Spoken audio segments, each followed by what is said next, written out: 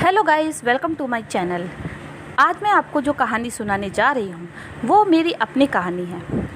जी हाँ, ये काफ़ी समय पहले की बात है, जब मेरी बेटी करीब 1.5 साल की थी। उस समय की बात है। अपने घर का सारा काम निपटाने के बाद दोपहर को मैं अपनी बेटी के साथ आराम कर रही थी। थोड़ी देर के बाद मुझे नींद आ गई। नींद आने के कुछ समय के बाद एक लड़की जिसने सफ़ेद कपड़े पहने हुए थे वो मेरे पास आई। उसको मैंने अब से पहले कभी नहीं देखा था। उसने मुझसे कहा, चल सुनीता, आज मैं तुझे एक जगह घुमा के लाती हूँ जहाँ जाकर तू बहुत खुश हो जाएगी। मैंने उससे पूछा, कहाँ जाना है? तो उसने मुझसे कहा कि तू बस चल, आज मैं भोलेनाथ का तुझे एक त्रिशूल दिखा कर लाती हूँ जो सच में मौजूद है।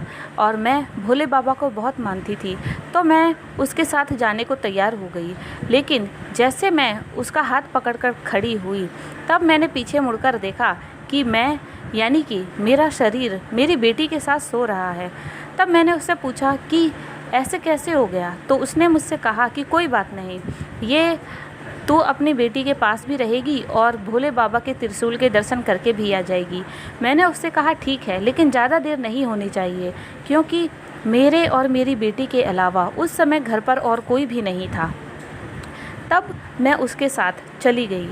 वहाँ जाने के काफ़ी देर के बाद उसने मुझसे कहा कि थोड़ी दूर का रास्ता है, लेकिन जब मैं उसके साथ गई तो घंटों चलने के बाद भी रास्ता ख़त्म ही नहीं हो रहा था। फिर एक सुनसान रास्ते पर वो मेरे को ले आई। काफ़ी दूर चलने के बाद भी वो जगह नहीं आई थी जो उसने मुझे बताई थी। फिर और दूर चलने के बाद एक खंडर जैसा घर आया। वो खंडर वाला घर काफ़ी बड़ा था। उसमें बहुत सारे कमरे बने हुए थे जो एकदम खंडर थे। तब वो मुझे एक कमरे के अंदर लेकर गई जहाँ पे भोले बाबा का त्रिशूल एक पत्थर के अंदर गड़ा हुआ था। तब मैंने उस त्रिशूल के दर्शन किए, उसे हाथ जोड़ा। लेकिन जब मैं माथा टेकने के लिए अपना सर नीचे झुकाया, वो लड़की वहाँ से हंसकर और धीरे से पीछे जाने लगी और दरवाज़ा बंद करने की कोशिश करने लगी। लेकिन जैसे ही मेरा ध्यान उस पर गया, मैंने भोले बाबा का त्रिशूल उठा लिया और दरवाजे में अड़ा दिया। लेकिन जब मैंने वो त्रिशूल दरवाजे में अड़ाया, तब वो लड़की वहाँ से हंसकर बड़े ही अजीब तरीके से वहाँ से बड़ी ही तेज़ी से भाग गई। जब मैंने ध्यान दिया कि ये त्रिशूल तो पत्थर के अंदर गड़ा हुआ था, लेकिन जैसे ही मैंने अपनी रक्षा के लिए उस त्रिशूल को निकालने की कोशिश की, वो एक ही बार में मेरे उठाने से बाहर आ गया। उस पत्थर के अंदर से मैंने बाबा भोलेनाथ का बहुत नमस्कार किया, उनको बहुत थैंक्स कहा और थोड़ी ही देर के बाद मेरी आत्मा अपने शरीर के अंदर वापस आ गई। जब मेरी आँख ये सब होने के बाद आँख मेरी खुली तो मैं एकदम चौंक गई, क्योंकि मैंने देखा कि मैं तो अभी अपने बेटी के पास ही हूँ, लेकिन अभी तो थोड़ी देर पहले मैं कहीं और थी।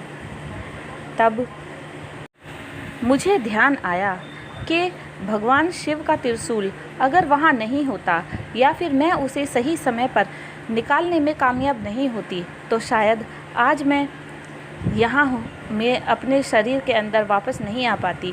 तब न जाने मेरी बेटी का मेरे बिना इतने घंटों तक क्या हाल होता। इस घटना के बाद मैं बहुत डर गई थी। मैंने ये घटना के बारे में कभी किसी को नहीं बताया। मुझे लगा न जाने कोई ये सुनकर मेरे बारे में क्या सोचेगा। कुछ समय के बाद मैंने ये बात अपनी मम्मी को बताई।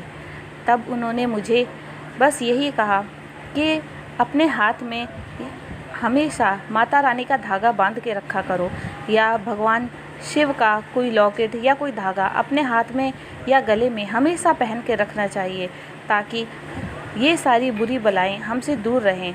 उनका आशीर्वाद था, इसीलिए मैं बच गई और अपनी बेटी के पास वापस आ पाई। गाइस, ये एक सच्ची कहानी है।